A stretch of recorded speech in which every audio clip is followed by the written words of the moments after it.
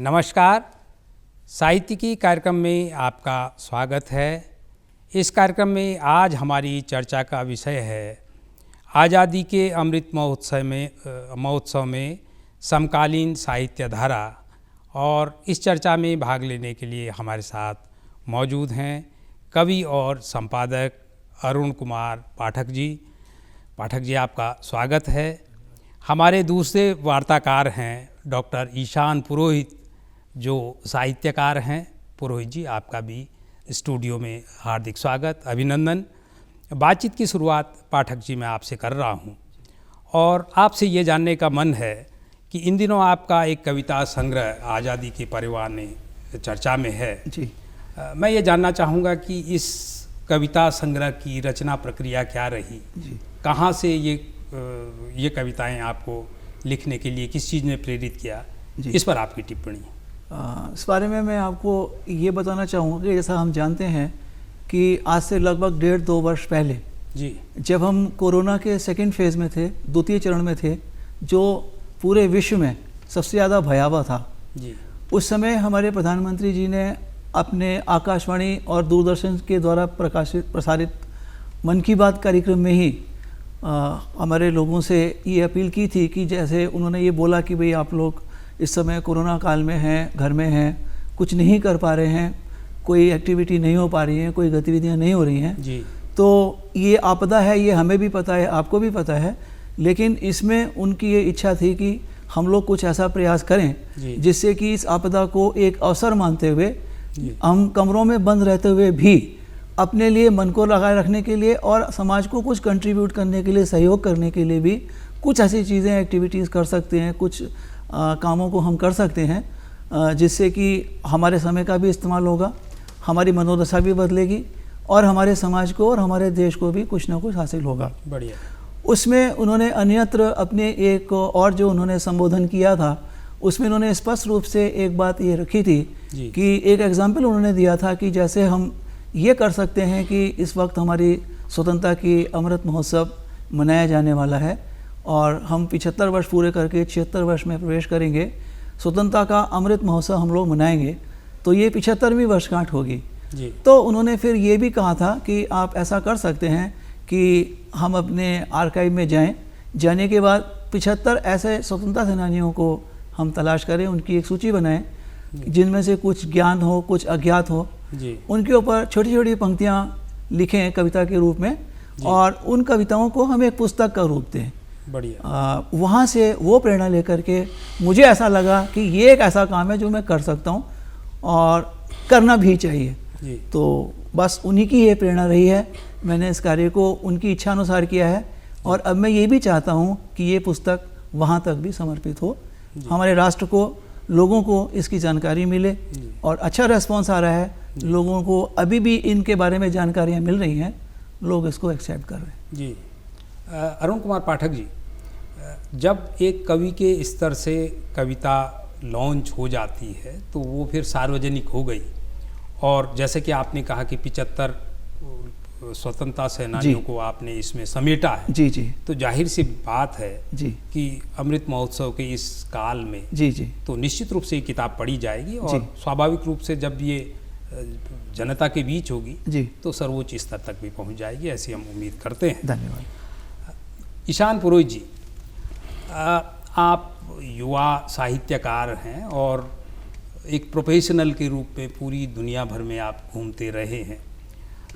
आज़ादी के अमृत काल में जब हम बातचीत कर रहे हैं अपने देश की और देश की जो पूरे वैश्विक स्तर पर हमारी प्रतिष्ठा कायम होती है, आप इसको कैसे देखते हैं? भारत में आज़ादी के अमृत महोत्सव में भारत की स्थिति और वैश्विक स्तर पर दूसरे देशों में जब आप जाते हैं तो भारत को किस तरह, किस दृष्टि से देखा जा रहा है, इस पर आपकी टिप्पणी। ये एक मैं कहूँगा इसे एक जटिल प्रश्न है क्योंकि इस प्रश्न की एक विमा नहीं है। अगर हम दृष्टिकोण की बात करें तो इसमें विज्ञान, टेक्नोलॉजी, साहित्य, कला, संगीत और आप बहुत सारे परिदृश्य आपको देखने पड़ेंगे जी। क्योंकि मैं जब बाहर जाता हूँ तो मेरा कार्य क्षेत्र जो है मुख्य रूप से विज्ञान और तकनीक से संबंधित है और फाइनेंस से संबंधित है, जी तो मैं उसके परिप्रेक्ष्य में अपनी बात रखूँगा। जी देखिए, मैं सोचता हूँ कि पिछले 75 वर्षों की जो उपलब्धियाँ हमारे देश की हैं, जी वो शायद हमको कतार में सबसे आगे खड़ा करती हैं। अगर आप देखें कि हमारी समकक्ष जिन देशों को आज़ादी मिली है या उसके आगे पीछे भी आज़ादी मिली है, तो वो अभी भी कहीं ना कहीं अपने आंतरिक और बाह्य या एक विचारधारा को आत्मसात करने के उससे जूझ रहे हैं। और हम ये उदाहरण दूर न देखें, हमारे पड़ोसी मुल्क में देखिए, आप म्यांमार में देखिए, श्रीलंका में देखिए, या फिर जो पैसिफिक देश है वहाँ देखिए, तो उन देशों के सामने अभी भी सबसे बड़ी चुनौती ये हो रही है कि जो भी सिस्टम निकल के आ रहा है वो उसको अडॉप्ट नहीं कर पा रहे। जी कुछ समय बाद उनको परिवर्तन चाहिए, जबकि हम जब आज़ाद हुए होंगे और उस समय जिन लोगों ने इस देश का संविधान इम्प्लीमेंट किया होगा तो उसको इतनी बेहतरी से इम्प्लीमेंट किया है कि हमारे सामने वो खतरा नहीं है। तो एक तो हमारे लोकतांत्रिक व्यवस्था का ये सबसे महत्वपूर्ण मुझे लगता है कि एक सफलता है। बहुत बड़ी बात कही है। दूसरा, हमको लोग और इन 75 सालों को मैं 3 वर्गों में देखूंगा, पहले 25 साल, दूसरे 25 साल और तीसरे 25 साल, क्योंकि हमारा जो विकास का कर्व है वो ऐसा लीनियर नहीं है। पहले 25 साल में बेसिकली एक ढांचा, एक विचार स्थापित हुआ, अगले 25 सालों में उसके ऊपर काम हुआ और इन 25 सालों में उस काम को बेसिकली एस्केलेट किया गया। बहुत बढ़िया। तो ये सबसे मेन चीज़ है। तो दुनिया हमको एक बहुत उभरती हुई अर्थव्यवस्था के रूप में देखती है। हम एक बहुत अच्छा बाजार हैं और इस बाजार होने के कारण से दुनिया का कोई भी देश, दुनिया का कोई भी इन्वेस्टर हमारे यहाँ आना चाहता है, यहाँ इन्वेस्ट करना चाहता है। तो ये सबसे बड़ी सकारात्मकता है, क्योंकि अगर आप देखें, अगर मैं एक फाइनेंशियल पॉइंट ऑफ व्यू से देखूं तो किसी भी देश में अगर कोई इन्वेस्टमेंट करे तो जब तक उसको रिटर्न इंश्योर ना हो, उसके लिए आपकी पॉलिसी, आपकी नीति, आपकी बैंकेबिलिटी, ये सब एक सुरक्षित तरीके से स्थापित होनी चाहिए। हमारे यहाँ वो है। जहाँ पर किसी विदेशी या ये FDI के थ्रू कोई आता है, इन्वेस्ट कर रहा है, उसको पता है कि उसका जो इन्वेस्टमेंट है वो यहाँ पर सिक्योर है, क्योंकि यहाँ पर न्यायिक व्यवस्था है, यहाँ पर नीति है, यहाँ पर बाजार है और यहाँ पर जैसे हम कहते हैं फ्लेक्सिबिलिटी। तो हम एक बहुत अच्छी अर्थव्यवस्था है, बहुत अच्छा बाजार है। जब हम रोज़ अखबार पढ़ते हैं और लोगों से बातचीत सुनते हैं, एक नई पीढ़ी हमारे यहाँ विज्ञान और तकनीकी के क्षेत्र में उभर रही है। उम्मीद की जानी चाहिए कि बहुत जल्दी वो पीढ़ी जब अपने वास्तविक रूप में आएगी तो चीज़ें बदलेंगी। बहरहाल आपसे ये सुनकर बहुत अच्छा लगा कि पूरी दुनिया भारत की तरफ देख रही है और हम एक उभरती हुई शक्ति वैश्विक स्तर पर, बहुत उम्मीदें हैं दुनिया को हमारे से। जी, तो मैं उसी पर पाठक जी मैं आपके पास आ रहा हूँ इसी सवाल पर। और वो सवाल मेरा ये है कि एक पीढ़ी वो थी जब आप युवा थे, किशोर थे, उस दौर में हिंदी कविता, हिंदी साहित्य जिस रूप में आ रहा था उसमें राष्ट्रीयता और राष्ट्रीय भावनाएं आज भी पढ़ते हैं। कई जगह तो हमारे पाठ्यक्रमों में अभी भी वही साहित्य चला आ रहा है। एक हमारे पास नई पीढ़ी आई है जी। तो पहले तो मैं ये जानना चाहूँगा कि उस दौर के वो कौन से कवि थे, कौन से लेखक थे जी, जिनको आप याद करना चाहेंगे जी। और इसी संदर्भ में मैं केवल इतना भी आपसे चाहूँगा कि अगर किसी खास कवि की कोई खास पंक्ति आप दोहराना चाहें जी तो उसको भी यहाँ उद्धृत कर सकते हैं। मैं आपको सबसे पहले ये बताना चाहूँगा जी कि आपने ये बिल्कुल सही कहा कि हम इसको विभिन्न दौरों में बांट सकते हैं। अभी पुरोहित जी ने भी यही बात कही और मुझे भी ऐसा लगता है कि कविता के क्षेत्र में भी हम इस दौर को बांट सकते हैं और वो ऐसे बांट सकते हैं कि बहुत पीछे ना जाके अगर हम 75 वर्ष की ही बात कर लें और 75 वर्ष में उस वक्त की बात करें जब स्वतंत्रता संग्राम वास्तव में चल रहा था, तो हम ये देखते हैं कि हमारे बीच में बहुत से ऐसे स्वतंत्रता सेनानी रहे हैं और उसमें से मुझे लग रहा है कि 5 या 7 मेरी इस पुस्तक में भी हैं, उपलब्ध है उनकी जानकारी, जो या तो साहित्यकार रहे हैं या वो अच्छे लेखक रहे हैं या उन्होंने एक डिफरेंट रेडियो चलाया है, विदेशों में जाकर के उन्होंने रेडियो चलाया है। उद्देश्य उनका ये था कि स्वतंत्रता संग्राम में अपने संदेशों को भेजना, इकट्ठा करना। कुछ बहादुर शाह जफर जैसे लोग हुए हैं जिन्होंने कविताओं के दम पे ही, अपनी लेखनी के दम पे ही स्वतंत्रता संग्राम लड़ा है। क्या बात है। और इसके अलावा भी हैं, जैसे हम देखेंगे लाला लाजपत राय, गोपाल कृष्ण गोखले, लाला हरदयाल जी, इनके अपने पत्र रहे हैं। इन्होंने अभी हमारे यहाँ उत्तराखंड से भी हुए हैं बद्रीदत्त पांडे जी, इन्होंने भी एक पत्र का प्रकाशन किया था। 2 पत्र से ये जुड़े रहे थे, एक लीडर और एक था शक्ति पत्र, आज भी उसी तरह से वहाँ से निकल रहा है वो। तो इन लोगों में वो ऊर्जा थी कि इन्होंने उस ऊर्जा का इस्तेमाल स्वतंत्रता संग्राम को अपनी कलम से लड़ने का प्रयास किया। गणेश शंकर विद्यार्थी जी, जिनके विद्यालय में स्वयं पढ़ा भी हूँ मैं कानपुर में, वो वहीं से थे। इसके अलावा हमारे बीच हुए हैं श्यामलाल पार्षद जी, जिनका हमने झंडा गीत विजयी विश्व तिरंगा प्यारा झंडा ऊंचा रहे हमारा, सौभाग्य था मेरा कि उनसे एक बार मुलाकात का मौका मुझे मिला जी। तो उस समय वो लोग सीधे सीधे प्रेरित कर रहे थे, स्वतंत्रता संग्राम लड़ रहे थे वो उसको अपनी कलम के माध्यम से जी। इसके बाद क्या होता है देखिए, फिर धीरे धीरे समय बदलता है, हम चीज़ों को धीरे धीरे और चीज़ें हावी होती जाती हैं, नया परिवेश आता है, नई परिस्थितियाँ आती हैं, नया वातावरण बनता है, उसके हिसाब से फिर चीज़ें बदलती हैं। और अगर हम साहित्य की बात करें, चाहे वो गद्य में है चाहे वो पद्य में है, हमने पढ़ा भी है और हम जानते भी हैं कि साहित्य समाज का दर्पण है। बिल्कुल, समाज में जो घटित हो रहा है, जैसा घटित हो रहा है, साहित्यकार भी उसको वैसा ही देख रहा है और अपनी तरीके से उसकी व्याख्या विश्लेषण कर रहा है और उसको जन सामान्य के सामने, जनता के सामने अपने तरीके से रख रहा है। लेकिन वो पूरी तरह प्रभावित है उस वातावरण से। तो बीच में जैसे जैसे समय बदला, उसके हिसाब से साहित्य भी बदला, कविताएं बदली, पुस्तकें बदली। इसके बाद फिर एक वक्त और आया, और वो वक्त आया आज हम देख रहे हैं साक्षात राष्ट्रवाद। ये राष्ट्रवाद, चाहे हम उसको पॉजिटिव में लें, चाहे हम उसको किसी और तरीके से भी लें, नकारात्मक तो नहीं कह सकते, अपनी अपनी परिभाषा हो सकती है। लेकिन आज हम देख रहे हैं, अभी हमने देखा तिरंगा यात्रा, अभी हमने देखा स्वतंत्रता का अमृत महोत्सव मना ही रहे हों, अगले 1 साल तक अभी इसको हम मनाते रहेंगे। और ये विभिन्न आयोजन है, और ये आयोजन इसलिए हैं कि हमारे बीच, जो आपने बिल्कुल अभी सही पहले कहा कि राष्ट्रीयता में निश्चित रूप से थोड़ी सी कमी आई थी। अब हम इसको पाश्चात्य प्रभाव मान लें, संस्कृति में परिवर्तन मान लें, इस सब का प्रभाव है। और देश काल, वातावरण, जो कुछ भी हमें मिल रहा है ये बदल रहा है।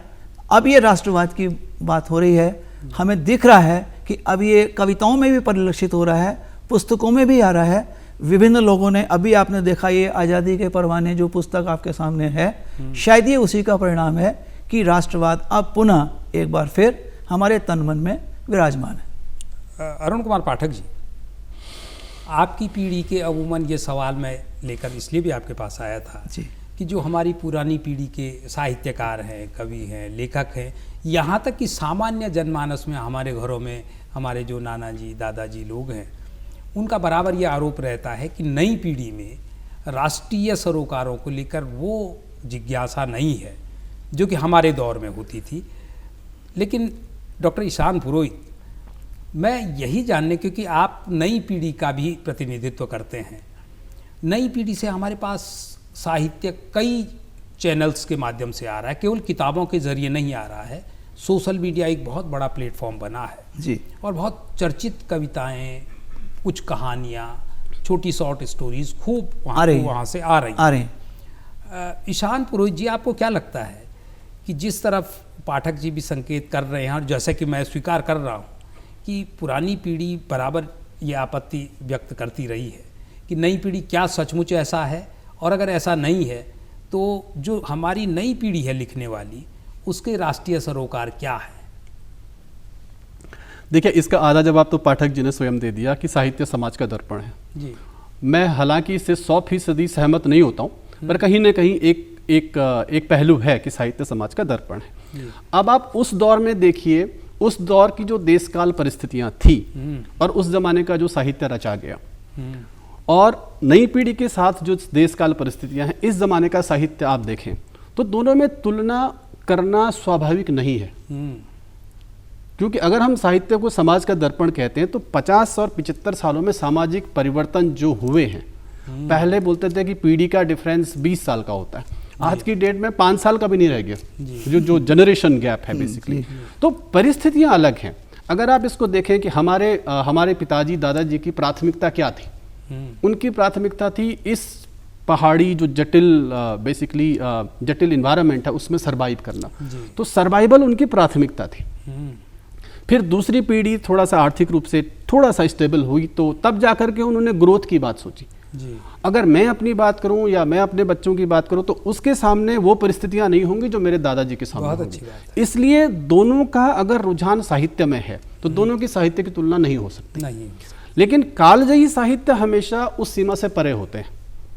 मैं 2 उदाहरण आपको देता हूं और जिनसे मैं बहुत ज्यादा इन्फ्लुएंस रहता हूं। रामचरितमानस। रामचरितमानस की प्रासंगिकता उस दौर में भी उतनी ही थी जब ये लिखा गया होगा, रचा गया होगा, और आज से 500 साल बाद भी उतनी रहेगी या ज्यादा रहेगी। बहुत बड़ी बात, क्योंकि कुछ चीजें मतलब वो कालजयी होती, यूनिवर्सल। और अब अगर मैं राष्ट्रीयता के पॉइंट ऑफ व्यू से देखूं, हम जब भी मैं राष्ट्र प्रेम या राष्ट्रभक्ति या इससे जुड़ा हुआ कोई पहलू देता हूं, सबसे पहली चीज जो जहन में आती है वो आती है मैथिली शरण गुप्त की भारत भारती। और जो उसका कवर पेज था, हम कौन थे, क्या हो गए हैं और क्या होंगे अभी, आओ विचारें आज मिलकर ये समस्याएं सभी। तो जो उसका जो आप अभी हमारे थोड़ी देर पहले सार पे बात हो रही थी कि इतना लिखने के बजाय इतने में अपनी बात कर दी। तो भारत भारती का एक जो उसका छंद है वो अपने आप में उस समकालिक सामाजिक परिस्थिति का एक तरीके से आईना है। बहुत बढ़िया बात। अब आज के दौर में, अच्छा एक थोड़ा सा मैं लंबा लूंगा इसमें समय, उस समय की जो चीज थी, साहित्य रचा बहुत अच्छा गया, लेकिन आप देखिए उस समय के साहित्यकारों के साथ एक दरिद्र चिंतन जुड़ गया। लोग हमेशा, एक सामाजिक पहलू है ये, लोग बोलते हैं ये साहित्यकार होगा, ठीक है, लिखा बहुत अच्छा, करता क्या होगा, इसकी आर्थिकी कैसी है। और हम दूर न जाए, जो बंगाली साहित्य है, शरद बाबू का जो साहित्य है, उस लेवल तक पहुंचना, लेकिन शरद बाबू की अपनी जिंदगी क्या थी। तो दरिद्र चिंतन साहित्य का एक बहुत दुखद पहलू रहा है, चाहे उसमें रचनाएं बहुत अच्छी हुई हैं तो ये रहा। लेकिन वर्तमान में मैं आशावादी इसलिए हूं क्योंकि अब कवि सम्मेलन जैसे होते हैं, कवि सम्मेलन ना रहो के कंसर्ट बन गया। मैं देखता हूं कुमार विश्वास हैं, बहुत अच्छा लिख रहे हैं, बहुत ज़्यादा रिपीट होते हैं, लेकिन उन्होंने कविता के साथ लोगों के सामने एक चीज़ तो स्थापित कर दी कि कविता एक कॉरपोरेट तरीके से भी पढ़ी जा सकती है। क्या बात है। और अगर ये पढ़ी जा सकती है तो लोगों को मंच मिल रहे हैं। लोग देख रहे हैं कि IIT से ग्रेजुएट होने के बाद भी चेतन भगत जैसे लोग साहित्य में अपना प्रभाव जमा सकते हैं। लोकप्रियता तो वहीं से मिल रही है। तो बेसिकली हमको निरपेक्ष होकर दोनों चीजें देखनी चाहिए। राष्ट्रीयता एक ऐसी चीज है, मेरे जहन से, मेरे मानने से, वो कोई आप में इंजेक्ट नहीं कर सकता। मैं अपने बेटे को अभी मैंने उसको स्कूल में कविता तैयार करके देनी थी, तो मुझे राम नरेश त्रिपाठी जी की वो कविता जिसमें विषुवत रेखा का वासी जो जीता है नित हाँफ हाँफ कर, वो वाला जो वो था, तो उसमें आता ना, सच्चा प्रेम वही है जिसकी तृप्ति आत्मबलि पर हो निर्भर। और ये एक ऐसा सच है कि इसको आप 50 साल पहले क्या था, आज क्या है, इससे नहीं कर सकते। ये सच है तो सच है। तो राष्ट्र प्रेम हर किसी में है। उस जमाने में प्लेटफॉर्म्स कितने थे, आज प्लेटफॉर्म्स कितने हैं, बस ये अंतर है जी। तो ये मेरा कहना। ये बहुत अच्छे मुकाम पर आप इस बहस को ले गए हैं, और इस समय ये पूरे देश भर में हम विभिन्न मंचों पर ये लगातार इस बहस को सुनते रहे हैं। मैं इसीलिए आपके पास ये पुरोहित जी ये सवाल लेकर आया था कि एक नई पीढ़ी है जिसका सोचने का नज़रिया भी अपना है, और यहाँ तक कि अभिव्यक्ति के तरीके भी उनके अपने हैं, लेकिन उसमें राष्ट्रीय सरोकारों की कितनी जगह है। पाठक जी, जो बात अभी डॉक्टर ईशान पुरोहित कह रहे थे जी, उसी को थोड़ा संशोधित करते हुए मैं ये पूछने आपके पास आ रहा हूँ जी, अगर नई पीढ़ी में अगर आप वो जो राष्ट्रीय भावनाओं का ज्वार था वो कम पाते हैं जी, तो इसकी वजह आप क्या समझते हैं?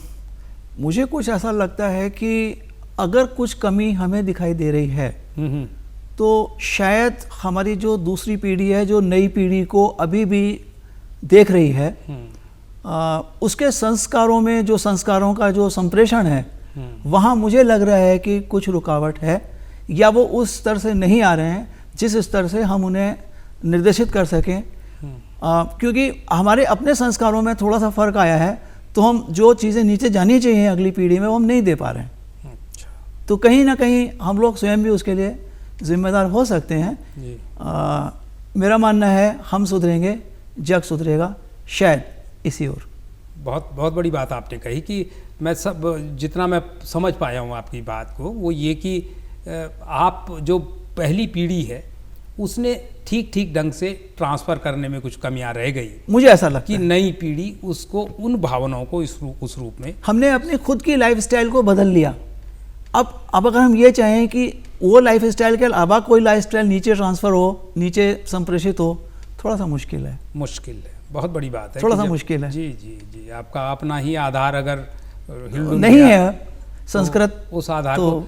लेकिन पुरोहित जी, थोड़ा सा इसमें आपका हस्तक्षेप इसलिए ज़रूरी हो जाता है कि ये बहुत ही सुखद मंच है इस मामले में कि साहित्य क्षेत्र के दो विद्वान और दोनों पीढ़ियों को रिप्रेजेंट करने वाले हमारे सामने बैठे हैं। तो मैं इसका भरपूर इस्तेमाल ये जानने के लिए करना चाहता हूँ कि नई पीढ़ी, क्या आपको लगता है कि जिस तरफ पाठक जी संकेत कर रहे हैं कि नई पीढ़ी ने रिसीव करने में हमसे ठीक पहले वाली पीढ़ी से उसमें कुछ कमी रह गई, और वो उनके साहित्य में भी नज़र आता है?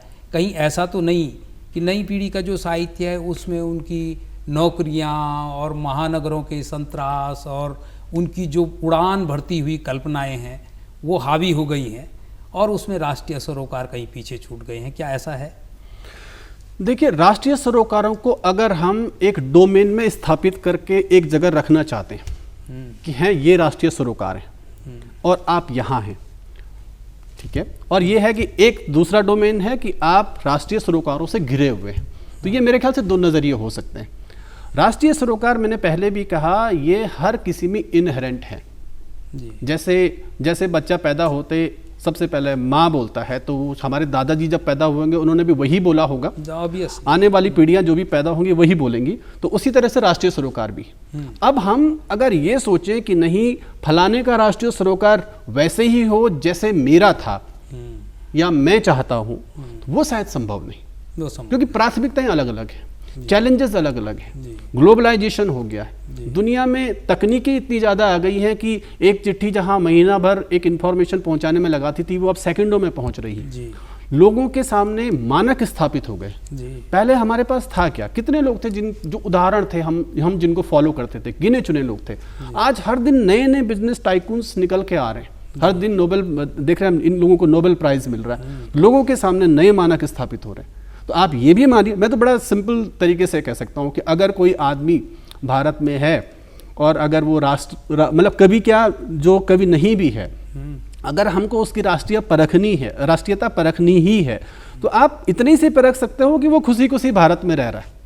बहुत बड़ी बात है, क्योंकि वो प्रत्यक्ष रूप से और अप्रत्यक्ष रूप से देश के विकास में योगदान दे रहा है। नौकरी करने वाला टैक्स दे रहा है, नौकरी न करने वाला भी टैक्स दे रहा है, सरकार से उसका आर्थिक एक्सचेंज हो रहा है, तो विकास में भागीदार है ही। तो राष्ट्रीयता उसमें है, इसको पीढ़ियों के तरीके से न देखा जाए, इसको प्राथमिकताओं के तरीके से देखा जाए। वो अगर कुछ भी सकारात्मक कर रहा है तो वो सहयोग राष्ट्र को, योगदान राष्ट्र को कर रहा है। जी जी जी।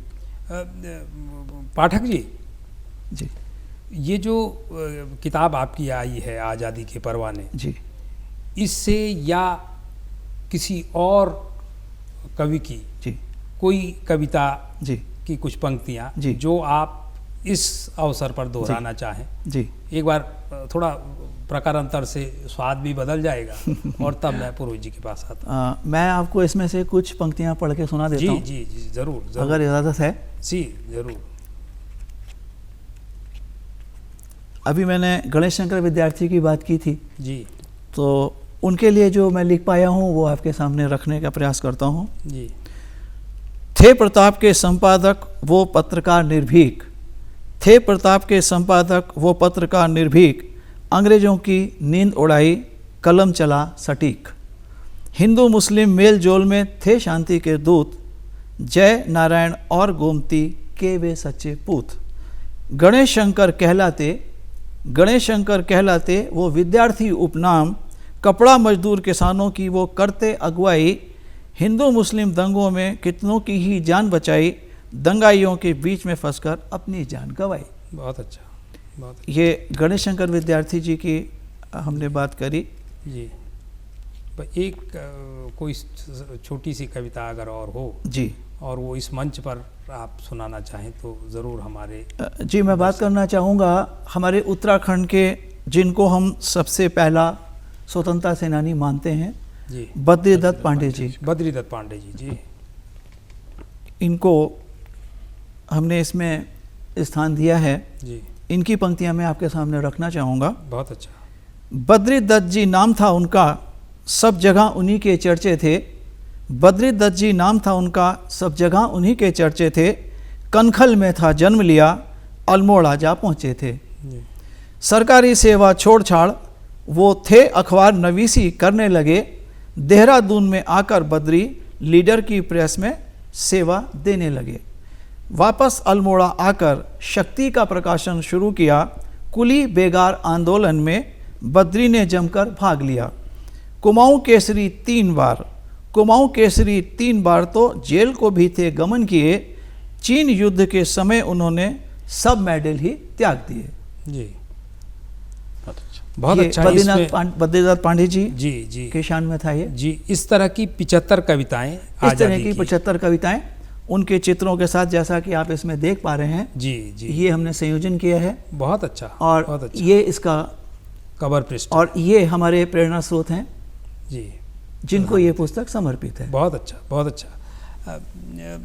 ईशान पुरोहित जी, जी, जिस तासीर की कविताएं अभी अरुण कुमार पाठक जी सुना रहे थे, ये बिल्कुल वही सवाल है जो मैं कुछ देर पहले ले रहा था। और समय की सीमा को देखते हुए इस तरह की कविताएं अब आ रही हैं, या इन कविताओं की तासीर, उनका शिल्प और उनका यहाँ तक कि भाव, ये चरित्र जो हमारे पाठक जी ला पा रहे हैं अपनी कविताओं में, नई पीढ़ी की कविताओं में क्या इन चरित्रों को जगह मिलती है? और नहीं मिलती है तो क्यों? बहुत संक्षेप में।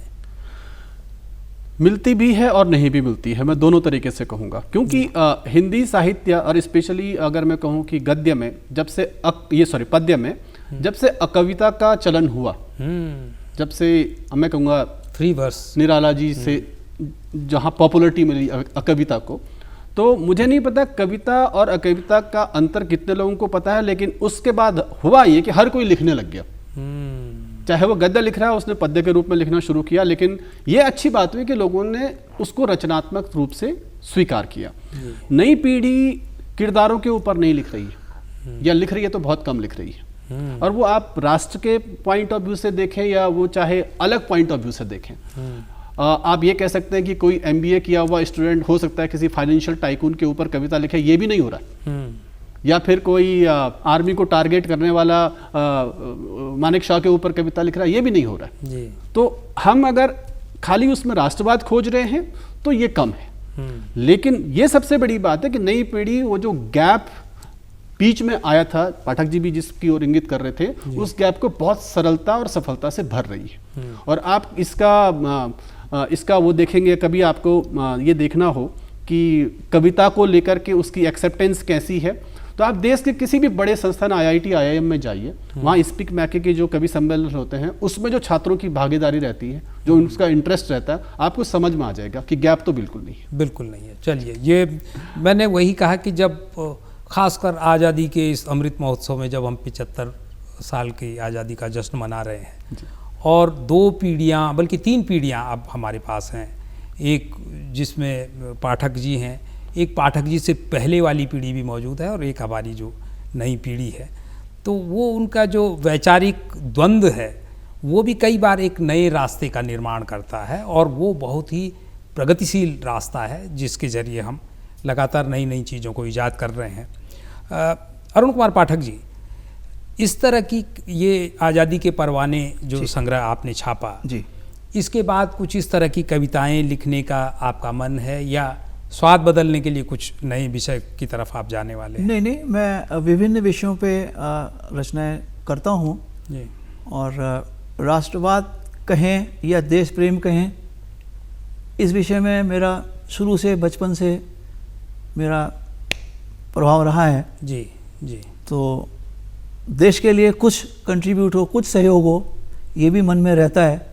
अपने लिए तो हम करते हैं, समाज के लिए भी करें, बहुत बड़ी बात। और मुझे ऐसा लग रहा है कि जब वक्त आता है तो साहित्यकार भी अपनी भूमिका निभाते हैं। अभी हमने देखा है जब स्वतंत्रता दिवस होता है, लोग बढ़ चढ़ कर स्वतंत्रता दिवस पर देशगान करते हैं, देश का बखान करते हैं, हमारे लोगों का बखान करते हैं, हमारी संस्कृति का बखान होता है।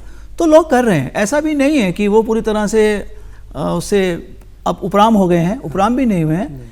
अभी तिरंगा यात्रा की बात करें, हजारों लाखों का हुजूम हमने देखा है, एक नई ऊर्जा विभिन्न विषयों पर होती है प्रभावित।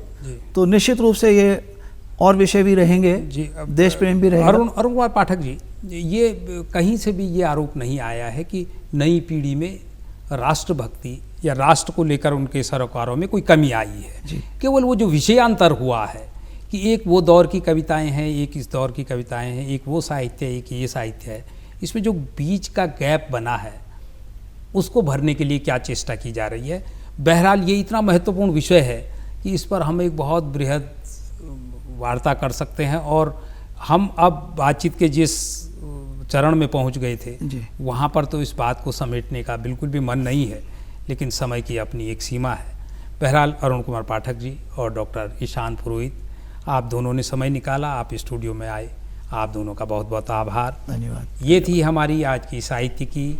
अगली बार किसी नए विषय के साथ कुछ नए मेहमानों को लेकर आपके बीच आएंगे। तब तक के लिए इजाज़त दीजिए, नमस्कार।